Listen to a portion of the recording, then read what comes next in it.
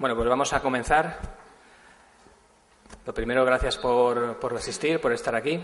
Y lo que venimos a comentar en esta sesión, con motivo del Día Mundial del Lavado Higiénico de Manos, que fue el pasado día 5, en la primera oportunidad que hemos tenido de tener una sesión clínica aquí en el hospital, hoy miércoles, pues traemos lo que viene siendo una tradición en los últimos años, una sesión orientada a hablar precisamente pues, de los problemas relacionados con la seguridad del paciente en general y también unas pinceladas sobre el lavado higiénico de manos. Como vamos muy ajustados de tiempo y queremos que participen varios ponentes, pues yo no me voy a extender mucho más, simplemente os voy a decir que primero va a participar Juan Cobos, que va a dar unas pinceladas sobre el lavado higiénico de manos, recordar cosas que siempre viene bien que nos las recuerden. Después, a continuación, va a venir Antonio Pérez, que nos va a contar de los proyectos de bacteriemia cero, neumonía cero y resistencia cero, unas pinceladas. Después vendrá Inés Juárez, un médico de atención primaria, que nos contará pues, problemas relacionados con la identificación de pacientes. Después vendrá Arantxa Vega, que también nos contará una visión y un proyecto relacionado con la identificación del paciente con alergia, aquí el paciente hospitalizado. Y después pues, cerraré la sesión yo mismo, dándoos unas pinceladas de lo que estamos haciendo en la Comisión de Seguridad del Paciente. Así que, sin más dilación, empieza Juan y os damos la bienvenida a todos. Hola, buenos días. Gracias por venir. Habida cuenta que esto se está retransmitiendo a compañeros de los centros de salud, pues también buenos días a ellos y a ellas. Bien, vamos a hablaros básicamente del lavado higiénico de manos como reto mundial para la seguridad del paciente. Es decir, evitar, por tanto, con esta técnica del lavado higiénico de manos, evitar la morbilidad, es decir, evitar que los pacientes se infecten a través de las manos de los profesionales sanitarios y evitar también mortalidad directamente relacionada con infecciones hospitalarias o nosocomiales y, extrapolando a toda la provincia, serían infecciones relacionadas con la asistencia sanitaria. Hay que tener en cuenta que el área sanitaria de Guadalajara no solamente es el hospital, sino son los centros de salud, son los centros sociosanitarios, etcétera, etcétera. Es decir, que todos, por tanto, estamos en un mismo barco.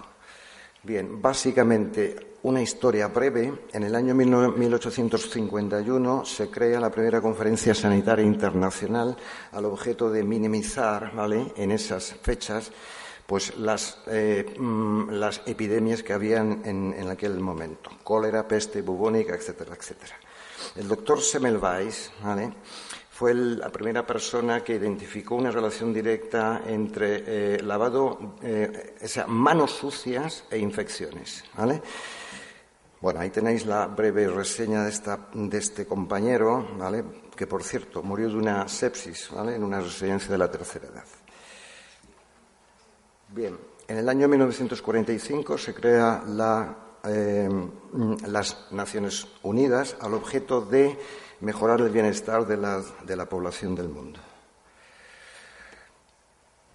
En el año 2002, y a través de la Organización de la Salud, de la Organización Mundial de la Salud, ¿vale?, se aprueba una resolución para la seguridad del paciente, ¿vale? En este caso es seguridad e infección del paciente, ¿vale? En octubre del año 2004 ya se presenta la Alianza Mundial para la Seguridad del Paciente. Es decir, que un paciente que o bien ingrese en un centro hospitalario o en atención extrahospitalaria, en los centros de salud, en los consultorios, en los centros de tercera edad, etcétera, etcétera, pues se mejore esta seguridad del paciente, que pueden ser caídas, errores de medicación e infecciones, por tanto, que pueden ser adquiridas. De tal manera que en el año ya 2008 se crea la Jornada Anual Mundial del Lavado Higiénico de Manos. Día 5 de mayo del año 2016, pues lo estamos celebrando hoy, a día 11 de mayo. Bien, el objetivo que tiene, por tanto,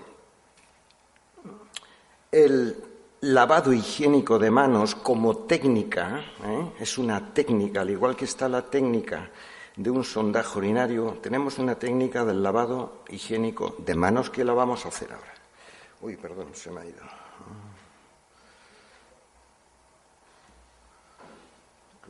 ¿Cómo subo yo ahora para arriba? ¿Me puedes ayudar, por favor? Es el 8. ¿No? Vale. De acuerdo. Gracias. Bueno, de tal manera que los objetivos que pretendemos hoy en esta conferencia, tanto aquí en el Salón del Acto, para todos los compañeros que nos están viendo en la actualidad o que nos van a mirar en los centros de salud, dirán, entonces, los objetivos son, por un lado, evitar las infecciones relacionadas con la asistencia sanitaria.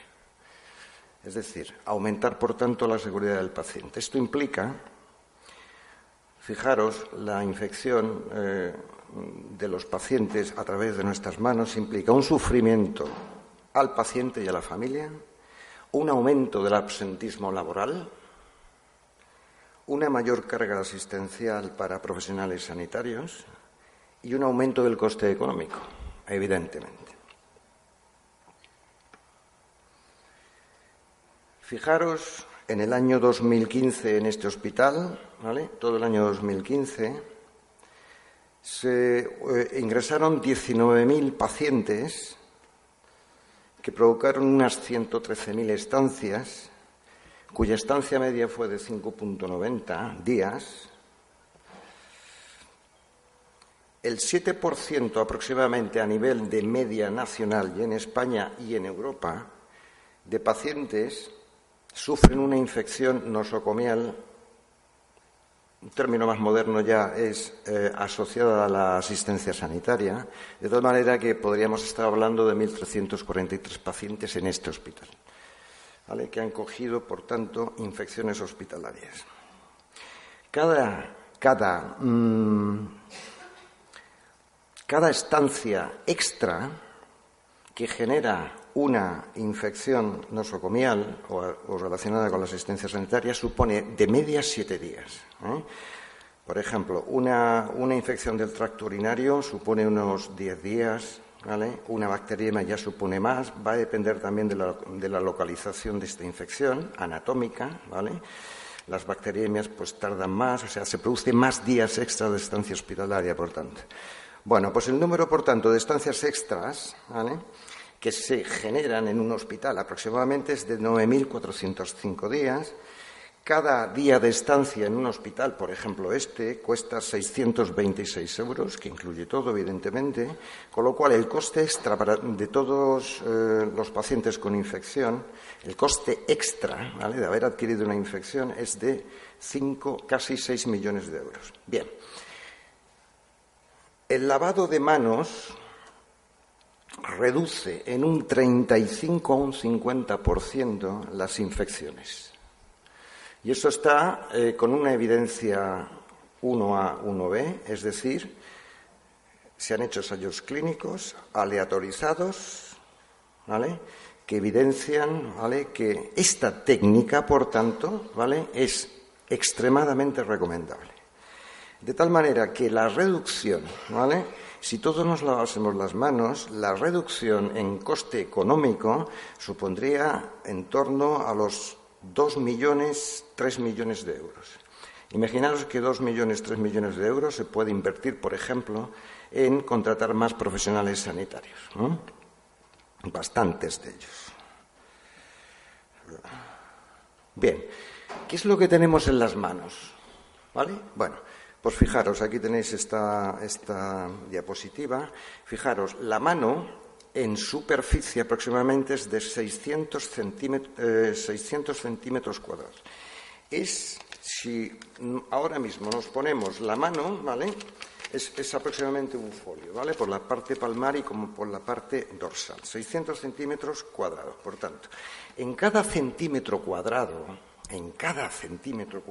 de este folio, de nuestra superficie, ¿vale?, tenemos aproximadamente unas 150 especies de microorganismos. Si esto lo extrapolamos a unidades formadoras de colonas, ¿vale?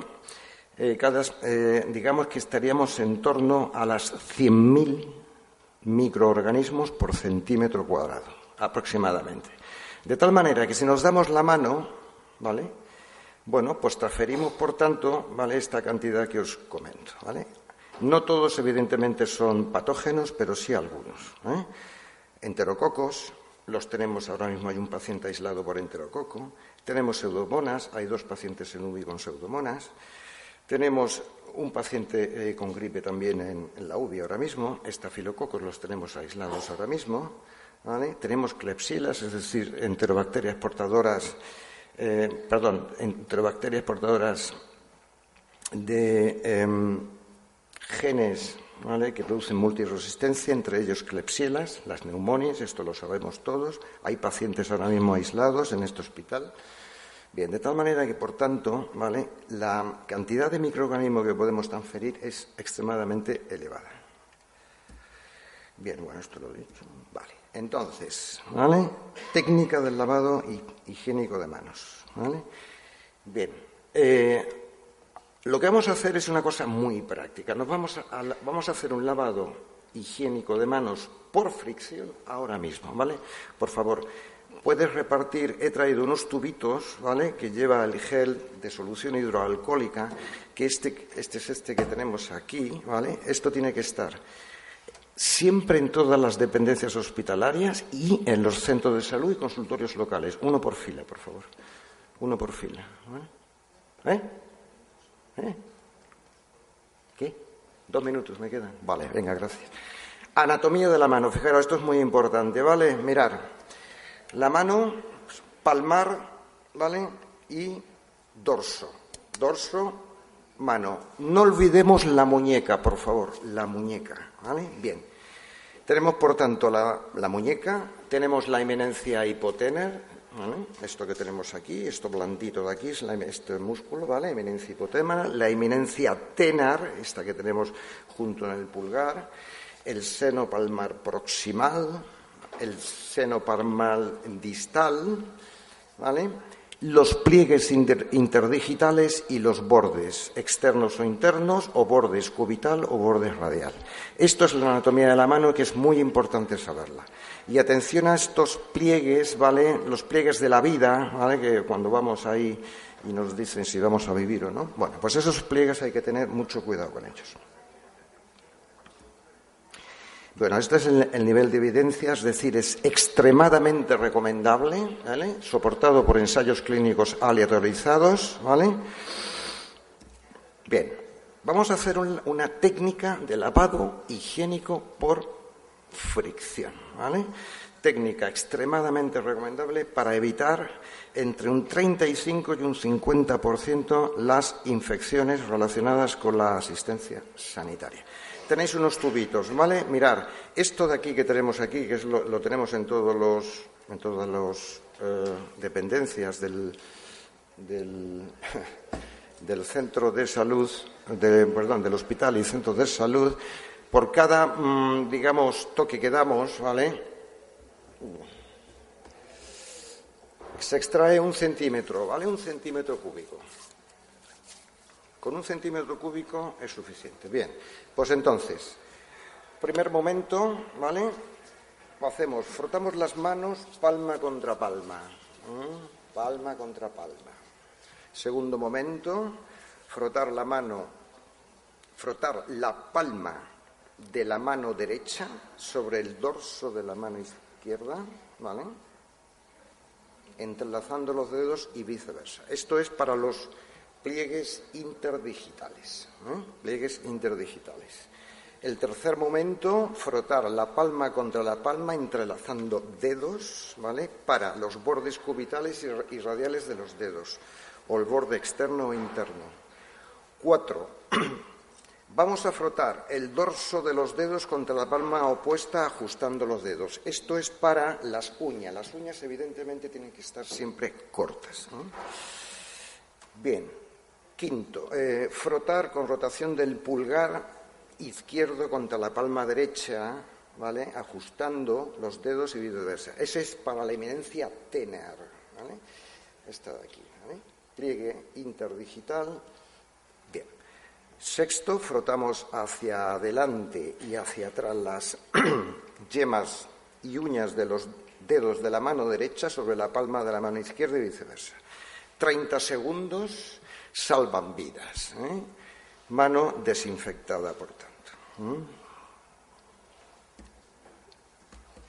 Y acabo con una cosita que se me ha olvidado deciros. Fijaros en el ángulo inferior izquierdo, tanto la mano como el dorso, las zonas azules, ¿vale?, son aquellas que se olvidan al lavarse la mano. Es decir, la eminencia, por tanto, tenar, las uñas y los pliegues interdigitales. Bueno, pues ahí tenemos las zonas lavadas, ¿vale?, las zonas poco lavadas y las zonas olvidadas, ¿eh? Y se me ha olvidado, que también a mí se me olvida, es la muñeca, ¿vale? La muñeca también hay que, ¿vale?, desinfectarla, ¿no? Vale, pues muchas gracias, ¿vale?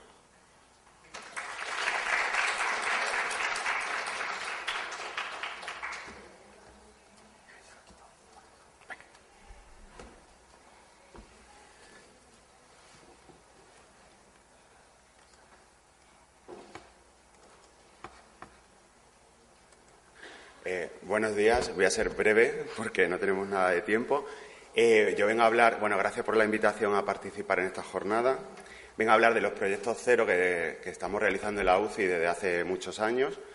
Los proyectos cero, que seguramente muchos conoceréis, su filosofía, su marco conceptual donde se inspira es en la seguridad del paciente como pieza clave para la calidad asistencial. No hay calidad asistencial si no hay una seguridad en la asistencia sanitaria, ¿vale? Intentamos prevenir y prever los efectos no deseados que suponen un aumento de morbimortalidad, mortalidad y costes tanto directos como indirectos de la asistencia sanitaria y, también poner de relevancia la importancia de la seguridad del paciente en todas las organizaciones de salud llevaron a esto, junto con un desarrollo normativo, por ejemplo en España, gracias a la Ley de Cohesión y Calidad del Sistema Nacional de Salud o el Plan Calidad del Sistema Nacional de Salud.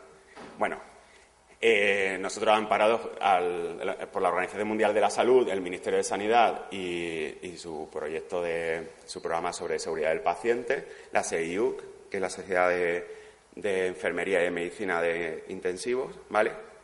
Y dentro del objetivo 2.2 de esa estrategia de seguridad nacional desarrollamos estos proyectos, ¿vale? Los proyectos cero tienen dos vertientes, una vertiente clínica y una vertiente de seguridad del paciente. La vertiente de seguridad del paciente, como muy resumido, se inspira en ese círculo de seguridad, ¿vale? Simplemente evaluar la cultura de seguridad de la unidad, formar al personal, a todo el personal, ¿vale? Porque todo el personal, tanto sanitario como no, identificar los problemas y los fallos, una alianza con la dirección y con las gerencias y luego aprender de los errores. Eso sería, de manera ultra resumida, lo que sería la política de seguridad. En cuanto al cronograma, todos estos proyectos nacieron en el proyecto ENVIN. El ENVIN es un sistema de registro que se lleva haciendo desde 1994. Hay dos formas de ENVIN, el ENVIN reducido o el periodo ENVIN, que es de abril a junio. Ahora mismo estamos en periodo ENVIN. O el ENVIN ampliado, que es lo que hacemos en la UBI de Guadalajara, donde recogemos datos todos los días del año, ¿vale?, con una pérdida de pacientes y de datos muy poca, ¿vale? Este sistema de registro, los registros que hacemos y los datos que recogemos han ido aumentando a lo largo de los años. Ahora tenemos un volumen de datos muy importante. De aquí nació la importancia y la relevancia de establecer estos proyectos. Primero vino bacteriemia cero, el periodo fue de 2009 a 2010, luego neumonía cero y es el que estamos ahora mismo, es resistencia cero. Los elementos básicos, pues establecer un paquete de medidas específicas para cada proyecto en la versión clínica para prevenir esas incidencias de esos casos adversos, un programa de seguridad integral, ¿vale?, que lo hemos resumido en el círculo anterior, módulo de formación específico, sin formación no puede haber seguridad ni implementación de medidas, un sistema de registro que ya tenemos creado, que es el ENVIN, y un registro de cumplimiento de medidas propuestas, ¿vale? Si no evaluamos de manera como una evaluación de proceso, no podemos saber si estamos teniendo éxito o no. Seguimos con los elementos básicos. Esto es un resumen, ultra resumen de los 3 proyectos y de los 7 años de trabajo. Asegurar las recomendaciones.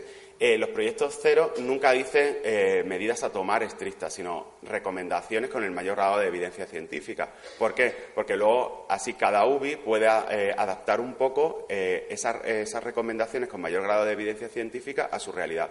Por ejemplo, en el proyecto Resistencia Cero te dicen que tienes que lavar a los pacientes colonizados con bacteria multiresistente con jabón de clorexidina puro al 4%. Nosotros lo hacemos con jabón, por ejemplo, en Ciudad Real lo hacen con toallitas de clorexidina. Pues gracias a esas recomendaciones podemos adaptar al presupuesto o a la realidad de cada UBI. Lo que he dicho, adecuar esas medidas a cada UBI. Auditoría sobre el cumplimiento real. Si no auditamos, no sabemos el cumplimiento y el éxito o el fracaso. Seguimos con la formación e identificar los errores. El error es un más, ¿vale? Quizás muchas veces los errores lo vemos como un menos, pero es un más, porque de los errores aprendemos e implementamos medidas de mejora siempre. Y proponer objetivos. Por ejemplo, en Bacteriemia Cero, y voy súper rápido, el objetivo era aplicar una serie de medidas para reducir la tasa o la densidad de incidencia que habíamos visto gracias al ENVIN a 4 casos de bacteriemia por 1000 días de catéter.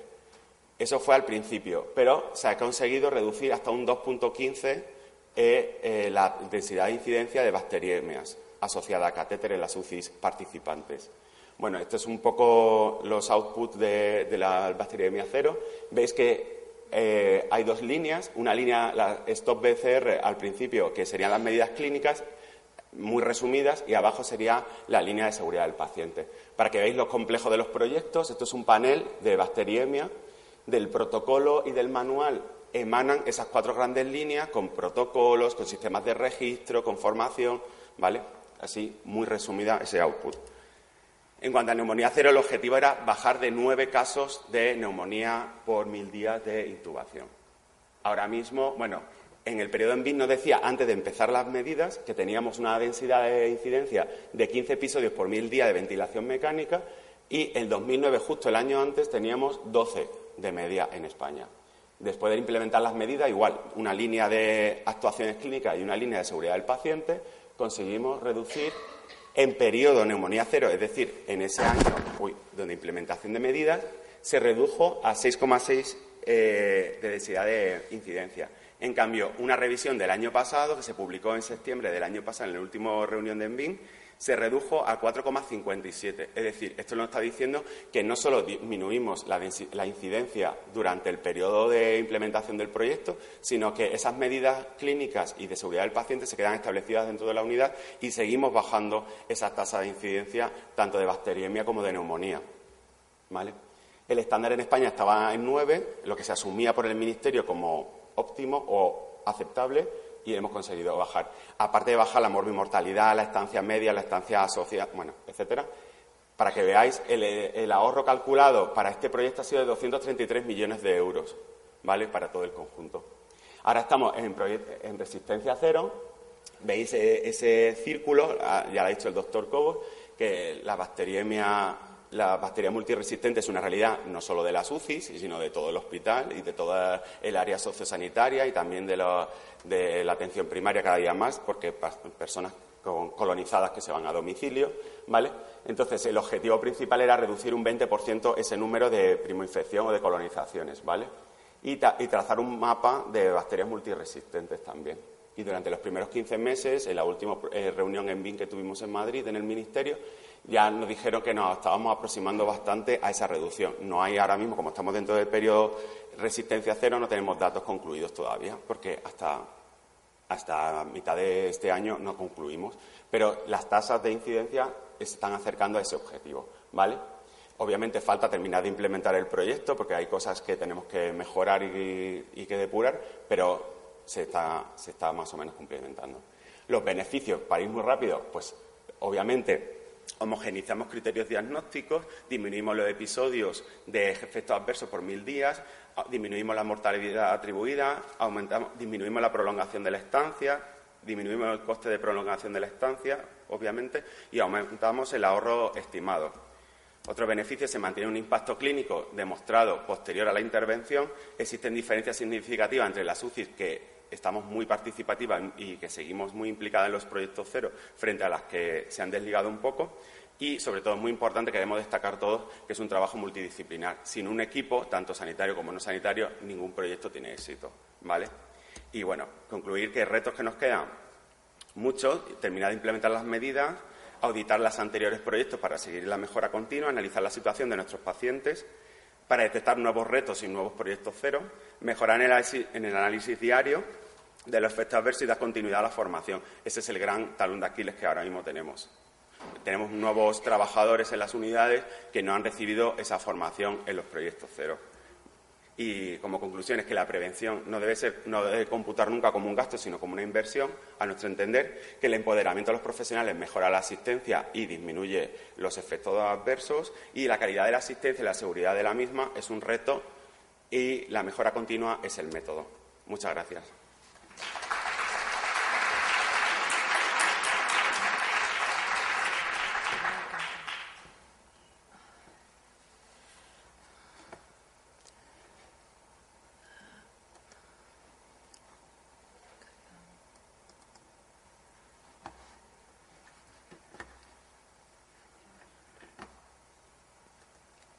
Vale, buenos días a todos.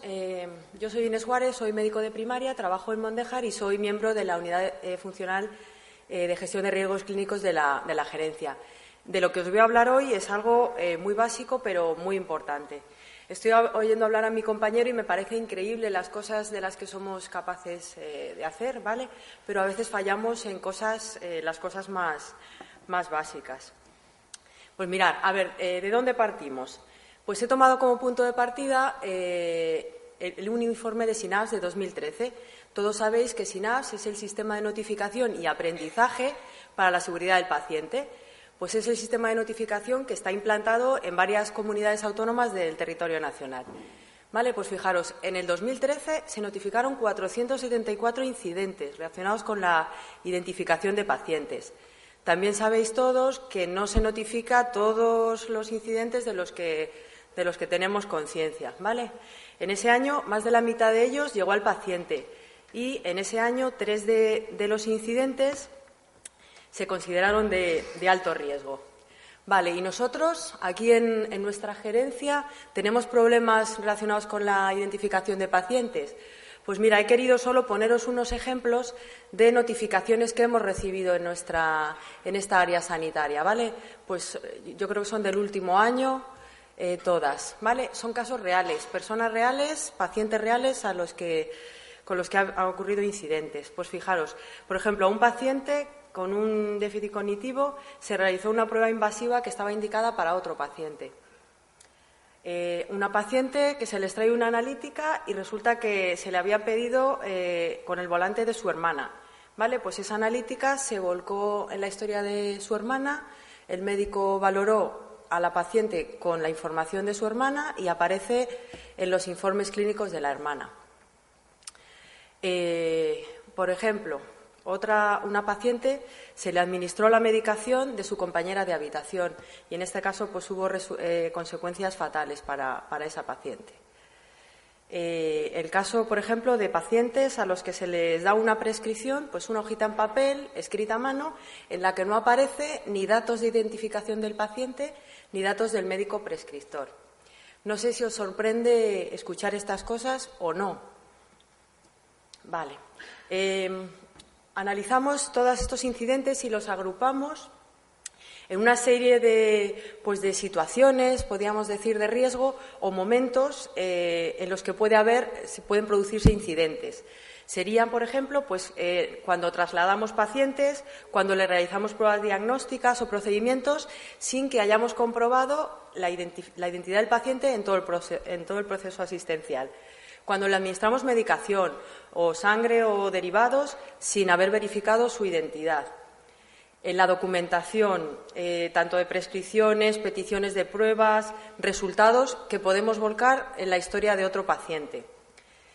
Cuando hacemos la comprobación de la identidad del paciente con un solo identificador que nos puede llevar a error. Por ejemplo, el número de habitación, eso no es un identificador seguro. El nombre de pila, tampoco. En este hospital, en la pulsera identificativa, se recoge nombre, 2 apellidos, historia clínica. Estamos trabajando para que además aparezca la fecha de nacimiento, ¿vale? Pero siempre hay que utilizar por lo menos dos identificadores.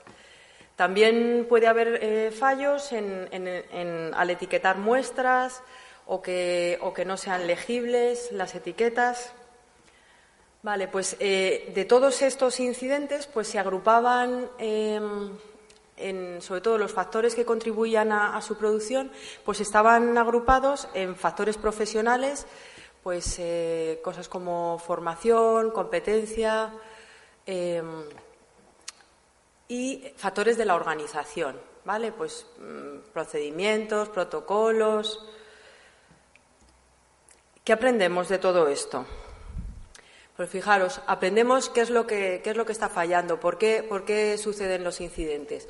Pues fijaros, se incumplen los protocolos de identificación de pacientes y de muestras, o bien porque los desconocemos, los profesionales no los conocemos, o no estamos formados, o es personal nuevo, como decía mi compañero, o a pesar de que los conocemos, no los cumplimos, no los seguimos correctamente. ¿Por qué? Pues o por falta de tiempo o por no darles la importancia que requieren, por exceso de confianza. También ocurre que no ponemos la pulsera identificativa. La pulsera identificativa en este hospital existe, se imprime, pero no la ponemos. Y no hace falta más que darse una vuelta por el hospital para ver el bajo grado de implantación que tiene el uso de la pulsera identificativa. Tampoco verificamos de forma sistemática la identificación del paciente a lo largo del proceso asistencial. Deberíamos hacerlo en cualquier intervención, cualquier procedimiento que hagamos con el paciente. Los datos de verificación que utilizamos son equívocos a veces. Pues Pedro García, pues seguramente que hay más de uno, ¿vale? Tenemos que utilizar 2 apellidos, tenemos que utilizar además otro identificador seguro, pues o número de historia clínica, fecha de nacimiento. Tenemos que utilizar documentación en condiciones, ¿vale? Yo creo que en el sistema sanitario es de los pocos sitios en los que admitimos. Si tú vas al banco y te dan un papel en el que no pone ni tu nombre ni quién te va a dar el dinero, o sea, yo creo que nadie lo cogería, ¿vale? Pues aquí somos capaces de admitir un papel con letra escrita a mano y que no aparece nada, el nombre del paciente ni del que lo prescribe. Tampoco tenemos protocolos de actuación para identificar de forma activa a pacientes que no pueden confirmar su identidad, como en el caso, por ejemplo, de este señor que se le hizo la prueba complementaria, que no era para él. Nos falta comunicación entre los profesionales que estamos implicados en la asistencia de los pacientes. Si hay 2 personas que comparten turno y no se han dicho, pues mira, a este paciente ya le he puesto la medicación o lo he registrado correctamente, pues puede haber problemas. A veces los programas informáticos requieren que haya transcripción de información y ahí podemos también, si no estamos muy alertas, pues volcar la información en la historia de otro paciente. Y esto es muy importante, os lo he puesto con mayúscula porque yo creo que es la parte más olvidada, que es implicar al paciente en el proceso asistencial. Si el paciente no sabe lo que se le va a hacer, por qué se le va a hacer, pues entonces estamos perdiendo la oportunidad de que él sea el que nos avise cuando lo que le vamos a hacer no es lo adecuado o cuando el medicamento que le vamos a dar pues no es lo adecuado. Y es una herramienta muy potente que tenemos a nuestro alcance. Vale, todo este análisis, todo esto, ¿a qué nos lleva? A la acción. Lo que nosotros estamos proponiendo desde la unidad funcional de gestión de riesgos clínicos es lanzar este proyecto de identificación inequívoca de pacientes de la gerencia, ¿vale? No quiere decir que aquí ya no hubiera protocolos de identificación, ya lo sabía, pero el grado de implantación es bajísimo y tenemos que mejorar. Entonces, en líneas generales, las ideas claves de este proyecto son esas 2. Tenemos que identificar de forma inequívoca a todos los pacientes. tanto en el hospital como en primaria, como en cualquier otro centro en el que se preste asistencia a los pacientes. ¿De qué manera? Pues con el uso de pulsera identificativa, en especial, bueno, todos los pacientes hospitalizados, todos los servicios de riesgo, que puede ser el servicio de urgencias, centros de día en el que se administra medicación de alto riesgo, pruebas complementarias en el que pueda existir riesgos para los pacientes. Todos los pacientes tienen que llevar pulsera identificativa, pulsera con identificadores inequívocos, nombre, 2 apellidos, número de historia clínica, y trataremos también de que vaya la fecha de nacimiento.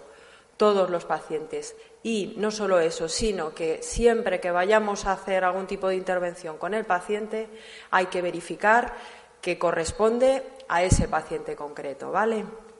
Esas son las dos ideas claves.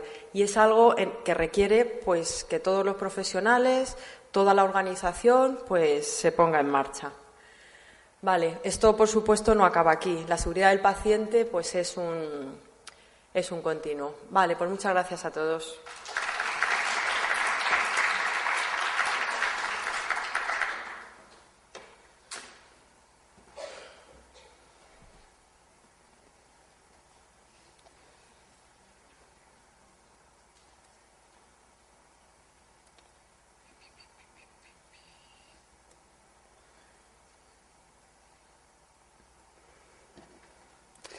Buenos días a todos.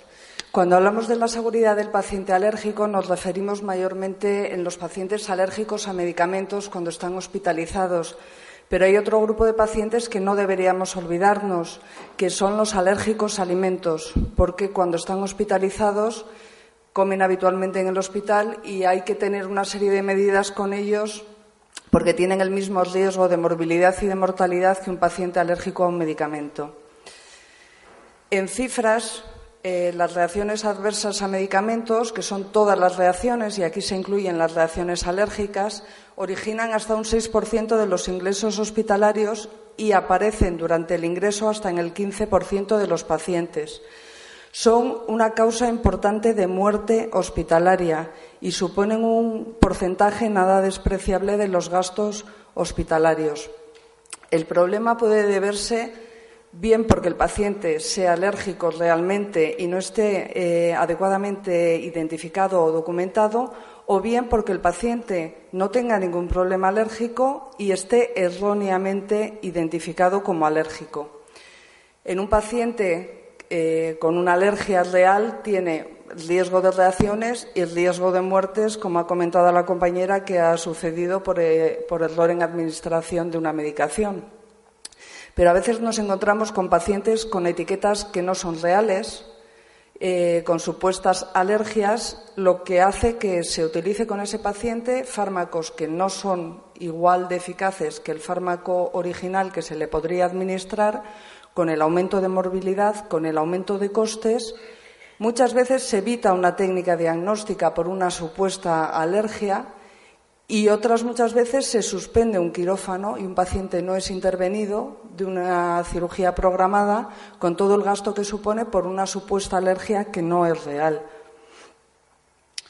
Tenemos 3 problemas actualmente en la identificación de los pacientes alérgicos. El primero es que tenemos muchos sitios donde se puede documentar la existencia de una alergia, es decir, tenemos una alerta en Mambrino, pero si nos vamos al historial del paciente, tenemos 2 lugares donde se puede colgar una alerta de que el paciente sea alérgico a un medicamento, pero a veces lo que se cuelga es poco menos para un alergólogo que folclórico, porque evidentemente es muy importante que el paciente sea alérgico a la aspirina o que sea hipersensible a la aspirina. Pero salvo que metamos gatos y caballos en el hospital, pues no tenemos por qué dejar documentada como alerta sanitaria lo que es una enfermedad alérgica respiratoria, igual que no ponemos una alerta cuando el paciente es diabético o cuando tiene una esclerosis múltiple, por poner un ejemplo. El segundo problema que tenemos es la inexistencia, es decir, que no conste en ningún sitio que al paciente le ha pasado algo. Aquí he puesto unos ejemplos y no pretendo demonizar a ningún servicio con estos ejemplos, porque aquí estamos todos, incluyo al servicio de alergia, somos protagonistas de las siguientes diapositivas, porque en todos los servicios ocurre esto.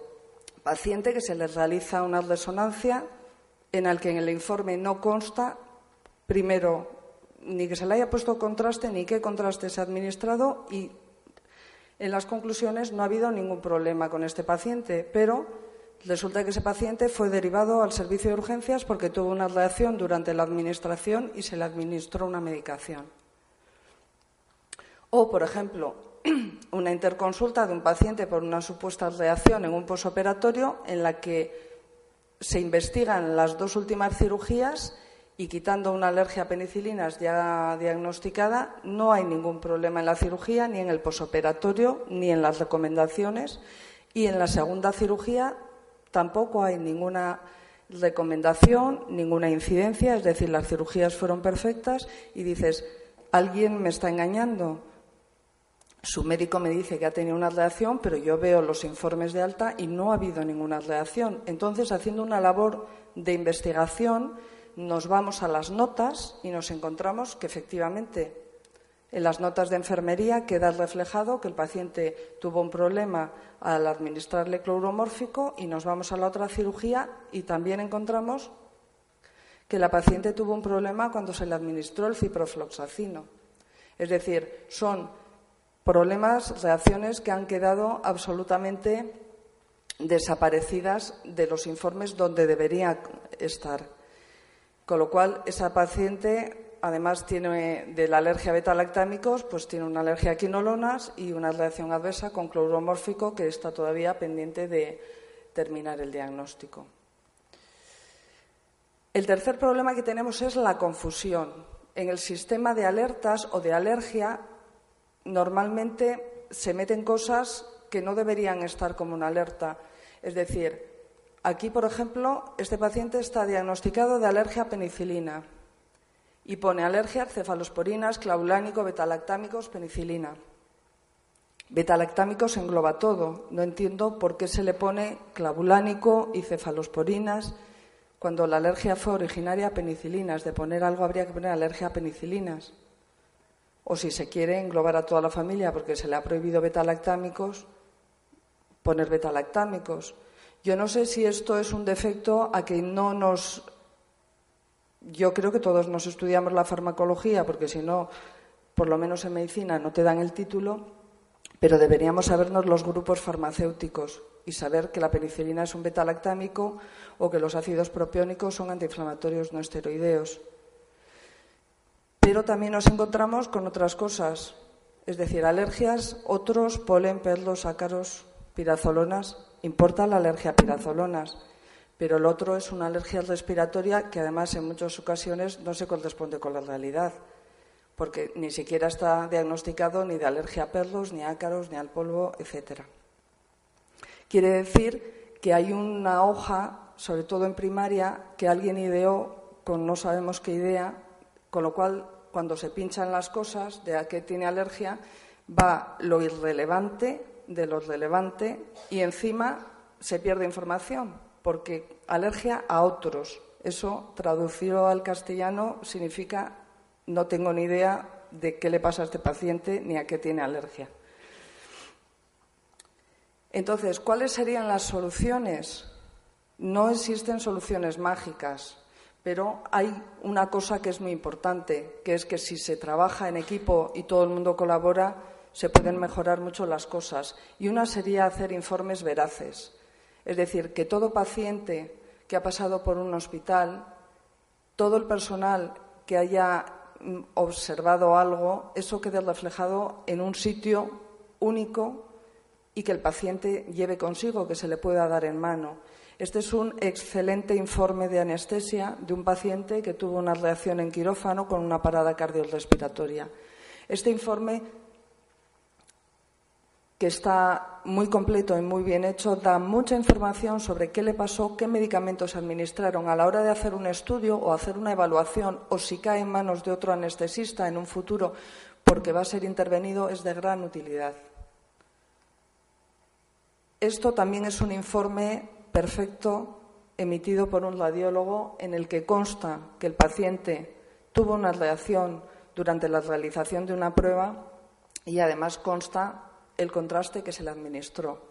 Todo paciente al que se le administra una medicación, tanto con fines diagnósticos como profilácticos o terapéuticos, debería constarse.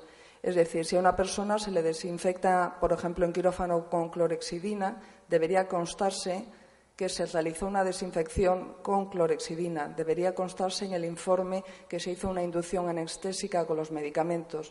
Si estuvo hospitalizado, debería constar qué antibióticos se le administraron o qué medicación se le administró. No me sirve decir mirar en Pharmatools o se le administró el tratamiento habitual, porque tenemos un problema de movilidad, la gente se desplaza. Y si me viene un paciente que ha sido visto en el Virgen Macarena de Sevilla y ha tenido una reacción en quirófano o ha tenido una reacción durante una exploración radiológica, yo no sé lo que utilizan en el Virgen Macarena, ni en quirófano, ni en rayos. Con lo cual, esa información, o llamas personalmente por teléfono y te recuperan la historia, o esa información se pierde. Y la propuesta sería, primero, hacer un sistema de alertas único, que constase los problemas alérgicos de un paciente en un único lugar, que además constasen las alertas relevantes, las alergias relevantes, es decir, la alergia a medicamentos, a látex o alimentos, porque eso implica que hay que tener una serie de medidas a la hora de tratar al paciente. Que se establezca un código según la certeza. Una cosa es una sospecha de una alergia a un medicamento o una sospecha de alergia al látex y otra cosa es una confirmación. Debería diferenciarse de forma importante de manera que el profesional que vea esa alerta sepa la sospecha con la fecha. Si tenemos una sospecha del año 90 y no se ha estudiado nunca, debería estudiarse. Y, en segundo lugar, o por último lugar, que la posibilidad de modificar una alerta sea real y sea limitada una vez que está confirmada. Hay alertas que están puestas que no hay manera de quitarlas de la historia clínica del paciente a pesar de que se hayan desmentido. Tenemos por ahí alertas que se copian, pegan de alergia a penicilinas en pacientes estudiados que se ha descartado alergia a penicilinas y eso es un problema para los pacientes. Y no llegar al caso de esta paciente que, harta de tener reacciones cada vez que entraba en un hospital, decidió como identificación tatuarse en el brazo que era alérgica al nolotil. Eso es todo. Gracias.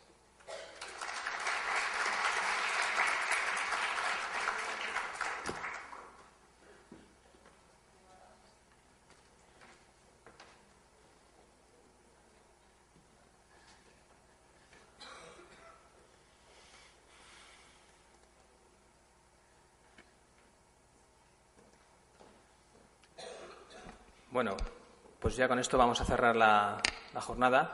Me vais a permitir que dé unas pinceladas muy breves con relación a lo que hacemos en la Unidad Funcional de Gestión de Riesgos de la Gerencia, de la cual pues en este momento soy el presidente. Os recuerdo cómo notificar. La notificación de cualquier evento a través del SINASP se hace introduciéndose en esa página web que veis ahí. No hace falta que sea desde un ordenador de aquí de la red del SESCAM, sino que puede ser de cualquier ordenador. Lo podéis hacer incluso desde vuestra casa.